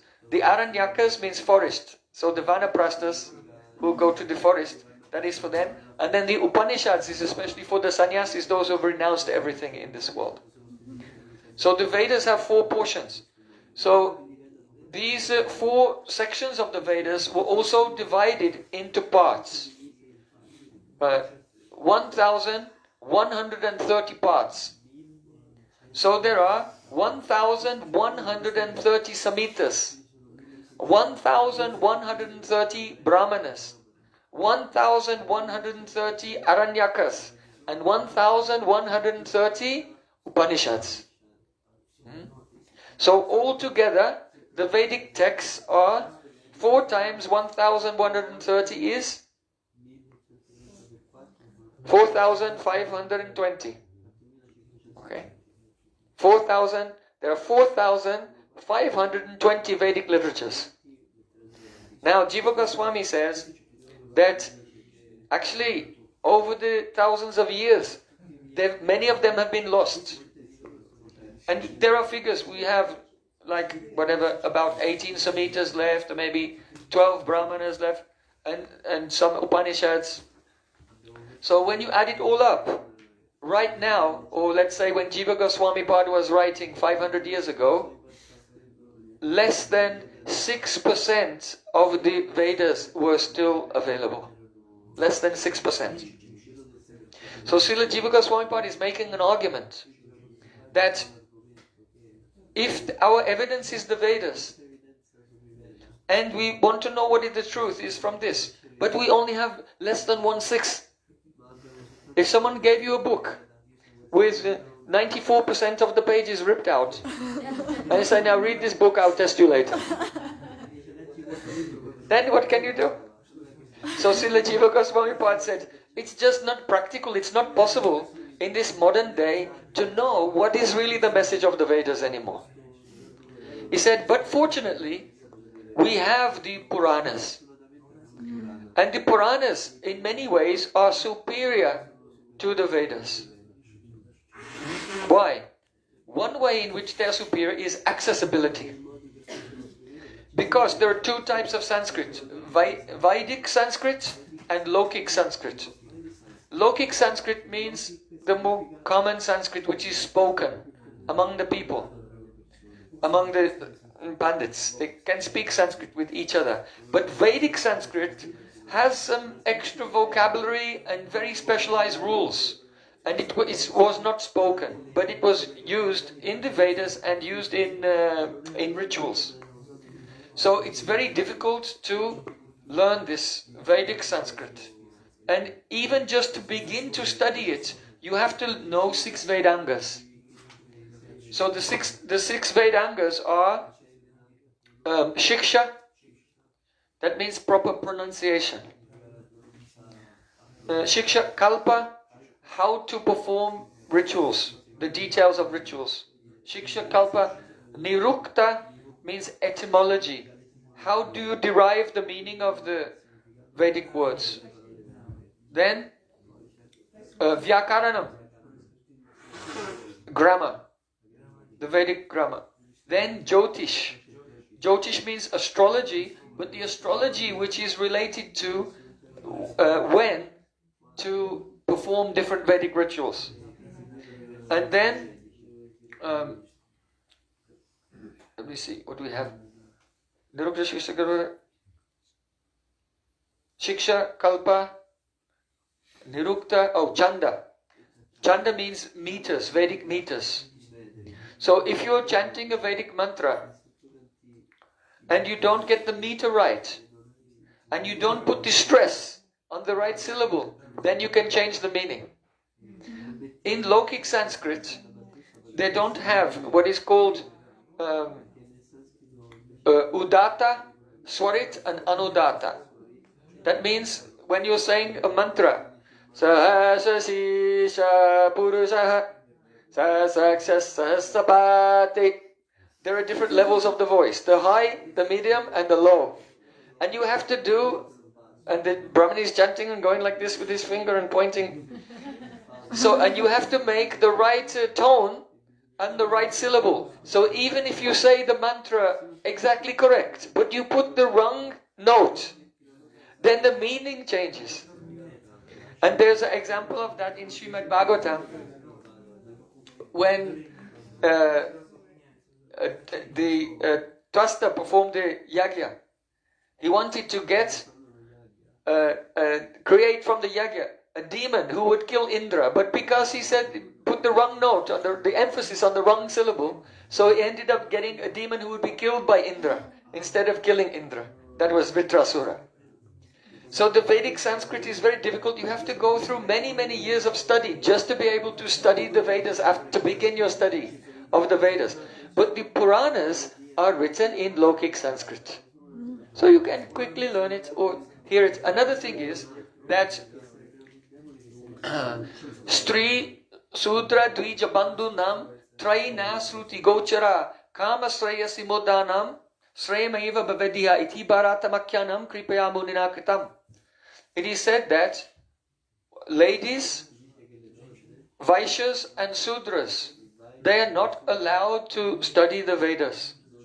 But everyone can study the Puranas.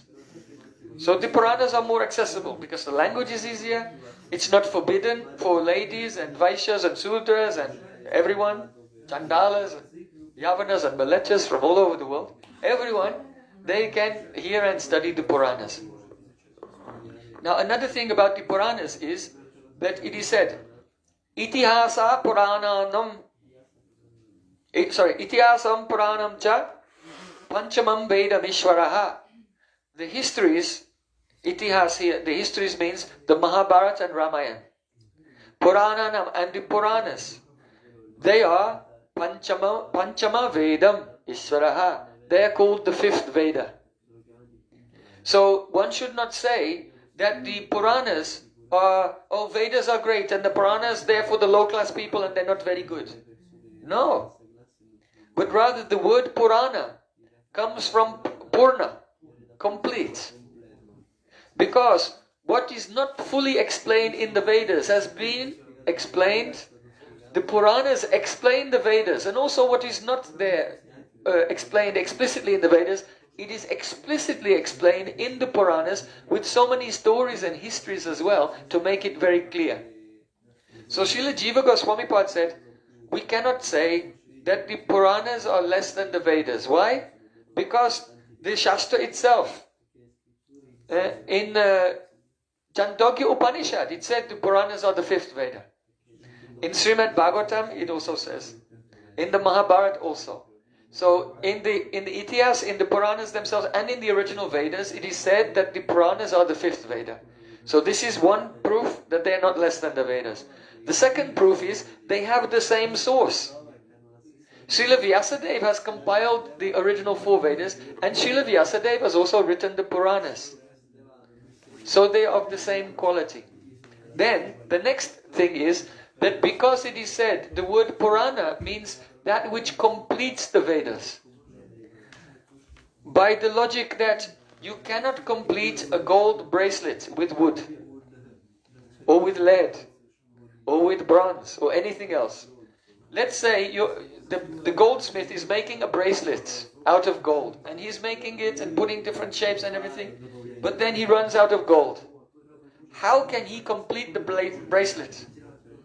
He cannot complete it with wood or brass, bronze. In order to complete it, he needs more gold. So because the Puranas complete the Vedas, they must be of the same quality as the Vedas themselves. Like this. So Jiva Goswami is giving this. So don't worry. He's saying, of all the different ways of knowing, 9 ways we have demonstrated they're okay for everyday practical life, but to know the truth, they're not reliable. And we only accept them if they are supported by Shabda Praman. Now, of the Shabda Praman, the Vedas, actually most of them are lost, so this will not work. So we should not worry about that. Let's just go to the fifth Veda, the Puranas. Now, Jiva Goswami makes his next statement. He's going somewhere. Can you guess where he's going? Okay. So then he said, you know that in the Matsya Purana, it is said that there are 18 Mahapuranas. And 6 of them are for people in the mode of Tamagun. 6 are for those in the mode of Rajagun. And 6 are in the mode of Sattvagun. So, even though the Puranas are very good, But we should not follow the teachings which are recommended for those in Tamas and Rajas. So, among those who are in the Sattvic Puranas, like Vishnu Purana, Padma Purana, and Bhagavad Purana, then which one should we follow? And how will we know what if we have interpreted it in the correct way? So then he says that Srila Vyasadeva, after writing all the Puranas, he gave the Vedanta Sutra, Brahma Sutra. And this Vedanta Sutra is the essence of the Upanishads. But also these sutras are very terse and difficult to understand. And so people have interpreted them in different ways. So then, I hear a voice. What are you saying? And the voice says, this is one type of poetic embellishment in writing. Jiva Goswami said, oh, I can hear someone. Someone is saying, wouldn't it be good if there were a Purana which was among the Sattvic Puranas, composed by Vyasadeva, and which was an explanation of the Vedanta Sutra, and an explanation of Gayatri? Then this would be the best source of the transcendental knowledge, the voice said. In reply, Jiva Goswami said, my friend, we are fortunate because such a book exists. In the Garuda Purana it is said, Arto yam brahmasutranam bharatata vininayo Gayatri Bhasyarupaso Vedata Paribrimita. The Srimad Bhagavatam, Arto yam brahmasutranam, is the explanation of Vedanta Sutra, written by the author of Vedanta Sutra himself. If someone will try to interpret Vedanta Sutra, they may or may not interpret it correctly, but if the author himself will explain it, how can it be wrong? So, Arto Yam Brahma Sutranam, the Srimad Bhagavatam is the explanation of Vedanta Sutra. Bharatata Vinirnayaha, it is it defines the essential meaning of the Mahabharata, the great itihas, history manifested by Vyasadeva. Arto Yam Brahma Sutranam Bharatata Vinirnayaha Gayatri Bhasyarupaso, and it is a bhasya, a commentary on Gayatri. So Gayatri is Veda Mata, the mother of all the Vedas. First there was Om, and from Om came Bhu Bhuva Swaha, that's it, the Gayatri Mantra, and then from Gayatri Mantra all the Vedas have come. So Gayatri Bhasyarupaso Vedata Paribrimita, and it explains the essential meanings of all the Vedas. So these are 4 qualifications. It is a commentary of Vedanta Sutra by the original author. It explains the essence of the Mahabharata, the main itihas. It is a commentary on Gayatri Bhasya, which is the mother of all the Vedas, and explains the meaning of the Vedas. So this is the best praman. So then Srila Jiva Goswami Pad, he says, in the Srimad Bhagavatam itself it is said, Krishnai swadam upagate jnana Krishnai swadam upagate jnana vakti jnana adibisaha dharma jnana adibisaha kalau nashta dushamaisha puranako dunoditaha. The sages of Naimisharanga asked Sutta Goswami, now Kali Yuga is coming. The Supreme Lord Krishna has already become unmanifest and left this world. And he was the shelter of Dharma. He was the shelter of Gyan, all transcendental knowledge and religious principles. But now he's gone. So now that Sri Krishna has left this world, where will Dharma find a shelter? Where will Gyan go to take shelter? So in response to this, Sutta Goswami said, Krishna swadam upagate. Now Krishna's gone to Goloka Vrindavan, to his dham. Dharma jnana dibisaha. Along with dharma and jnana, all religious principles, and transcendental knowledge. So he took them with him. Kalau nashta drishammesha. And now Kali Yuga has come. And the people of Kali Yuga, their drisha, that means their vision, is nashta, completely destroyed. Kalau nashta drishammesha. The people in Kali Yuga, they look but they don't see. They are completely in illusion. What does it mean? If you are looking and seeing the gross physical world, it is very hard. Someone put something here. It is very solid, it is very hard, it is very problematic. And you can try to own it, control it, enjoy it. You are seeing the world, the gross material world. Actually, it's not gross. Everything is Krishna's energy, completely spiritual. But because we are in Maya, we are perceiving this is not Krishna's energy. The Supreme Lord is not present in everything. Everything is not moving by His will. Everything is not fully unfolding according to His plan. The artha, that means the inconceivable Shakti of the Lord by which everything is going on, we don't see it. So, ritertam yat pratiyeta na pratiyeta chatmani tad vidyadat manomayam yatabasho yatatama. In Chatusloki Bhagavatam it is said, whatever appears to be without artha, that means that the Supreme Lord is not present and doing everything by His inconceivable potency. When you don't see that, then tad vidyat atmanomayam, you should know that's Maya. So the world isn't Maya. Pure devotees are also walking around in the world. Are they in Maya? No.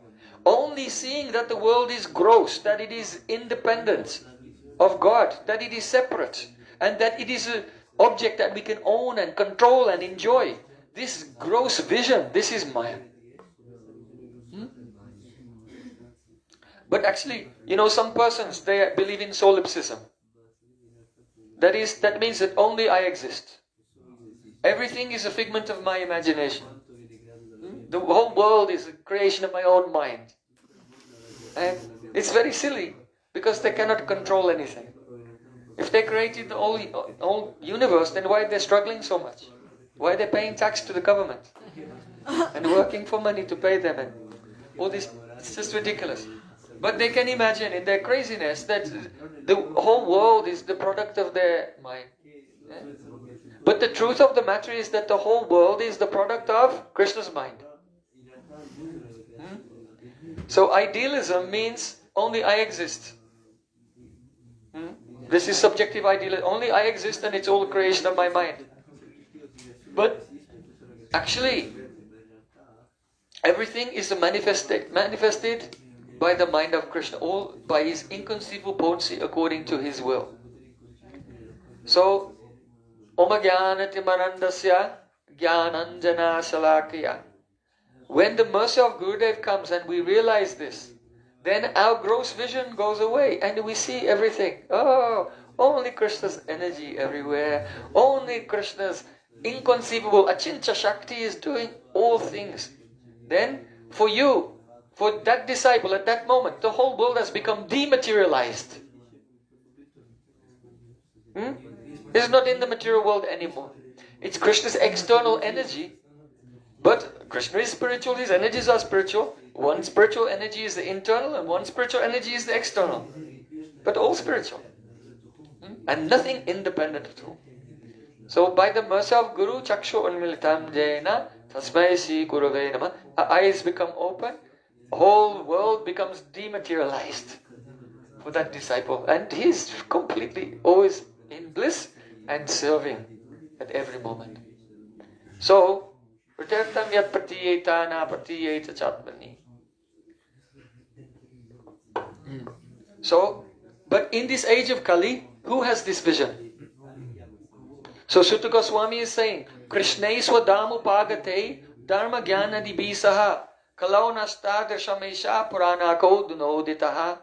Since Krishna has gone to Goloka Vrindavan, Dharma and Gyan have gone with him, and in Kali Yuga everyone is completely in the dark, they're looking, but in complete darkness of illusion. But in that darkness, Aisha Puranako Dunoditaha. The Srimad Bhagavatam is risen up like the sun to give a vision to everyone. Grantaraj Srimad Bhagavatam ki Jai. So, in the beginning of Tattva Sandarbhaa, Jiva Goswami is establishing what is our best path. Our path is to hear Srimad Bhagavatam from the Bhakta Bhagavat. If you will hear it, though you are in darkness in this Kali Yuga, the Srimad Bhagavatam will rise up like the sun, dematerialize the whole world, and you will be completely liberated, pure Vaishnava. Now, why is it that this Srimad Bhagavatam is now become the shelter of all knowledge and all dharma? I thought that Krishna was the shelter of knowledge and dharma. So the answer is, the Srimad Bhagavatam is Krishna. This is the Vanmayi Murti, sound incarnation of Krishna himself. If you will hear it, then you will see Krishna, you will see Vrindavan, you will see Radhika, Lalita, Vishaka and Rasalila and everything, just in the sound of Srimad Bhagavatam. So, Grantaraj Srimad Bhagavatam ki Jai, Tattva Sandarbhaa ki Jai, Srila Jiva Goswami Pad ki Jai, Tadiya tirobhav titi mahotsav ki Jai, Bhuvana Manga Karisi Harinam Sankirtan ki Jai, Jai Gaura Premanande Jiva.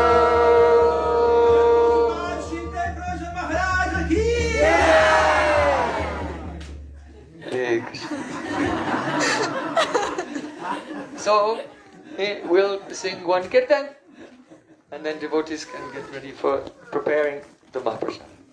Everyone please come at 4:30 and start Vande Ham Shigur, start kirtan, and then very soon, after 4:30, I'll arrive here, and we'll try to complete the overview of Tattva Sandarbhaa today, and then we'll go on to Bhagavad Sandarbhaa tomorrow.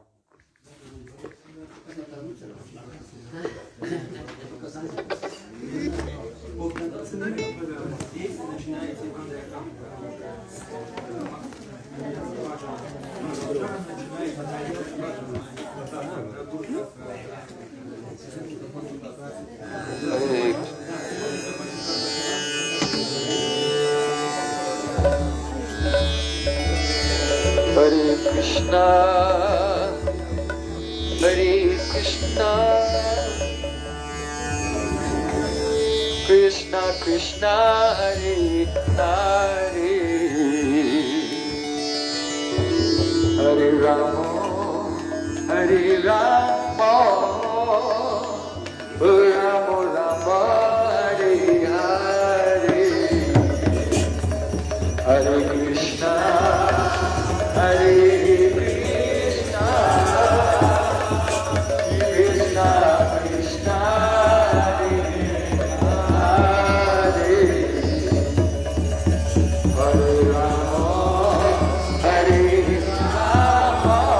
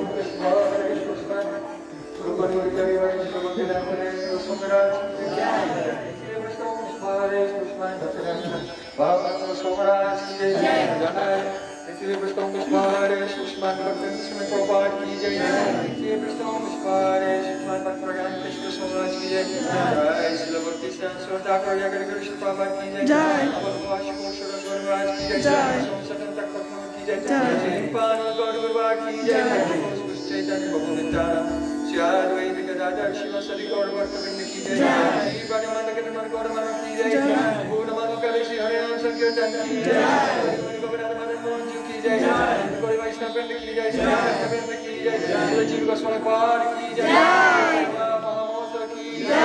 Hare Krishna Bhavan Nandini Simati Radharani ki jai,